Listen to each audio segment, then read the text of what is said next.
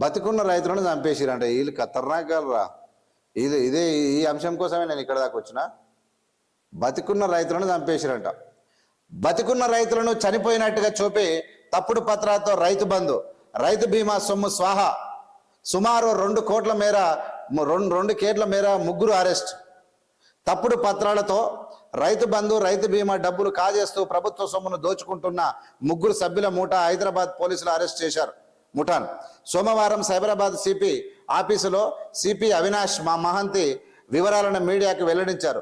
రైతు బంధు, రైతు బీమా విషయంలో అనుమానాలతో రంగారెడ్డి జిల్లా కొందుర్గు పోలీస్ స్టేషన్లో రైతులు ఎల్ఐసి ఆఫీసర్లను ఫిర్యాదు చేశారు. దీంతో పోలీసులు Kondurgu mandal agriculture custody AE Goreddy Srisailam వీరస్వామితో పాటు మరో వ్యక్తిని అరెస్టు చేసి విచారణ చేపట్టారు. వీరు 2019 నుండి రైతు బీమా, రైతు బంధు పథకాలను నకిలీ పత్రాలు తయారు చేసి నగదు కాజేసినట్లు గుర్తించారు. నకిలీ పత్రాలలో బ్యాంక్ అకౌంట్లో ఓపెన్ చేసి రైతు చనిపోయినట్లు ఇక్కడ ఏం చేసిరంటే నకిలీ పత్రాలతో బ్యాంక్ అకౌంట్లు ఓపెన్ చేసి రైతు చనిపోయినట్లు నకిలీ డెత్ సర్టిఫికేట్లను తయారు చేసి రైతు బీమా డబ్బులను అకౌంట్స్కి బదిలీ చేసుకున్నారు. ముఖ్యంగా ధరణిలో డేటా ఎన్ఆర్ఐల వివరాలను తీసుకొని నగదు కాజేశారు. అయితే 2019 నుంచి ఇప్పటి వరకు 20 మంది వ్యక్తుల బీమాను సైతం ముఠా నగదు బదిలీ చేసినట్లు ఇక్కడ సిపి అవినాష్ మహంతి వెల్లడించారు. ఈ కేసును ఎకనామిక్ ఎఫెక్ట్స్ వింగ్కు బదిలీ చేసి విచారణ చేపట్టామని, ఈ స్కామ్లో 2 కోట్ల వరకు ఈ ముఠా కాజేసినట్టు తెలిపారు.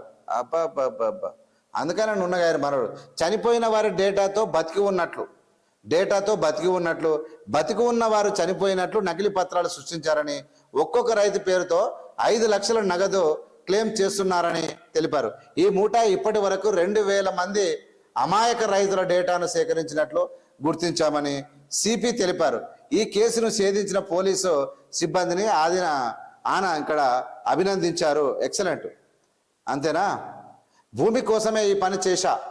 ఇక్కడ ఏఈ శ్రీశైలం, మా కుటుంబంలో అందరికీ ఎంతో కొంత భూమి ఉన్నది, నాకు మాత్రమే భూమి లేదు.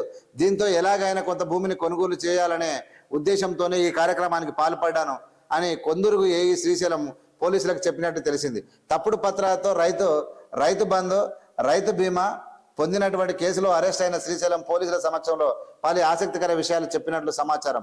ఇలా సంపాదించినటువంటి సొమ్ముతో భార్య రాయేశ్వరి పేరిట కొందురుగులో 2 ఎకరాలు, 2 ఎకరాల 35 గుంటలు, తుమ్మలపల్లిలో 8 ఎకరాలు 20 గుంటలు, కడతాల్లో 183 చదరపు గజాల ప్లాట్ కొనుగోలు చేసినట్లు పోలీసులకు చెప్పినట్లు తెలిసింది.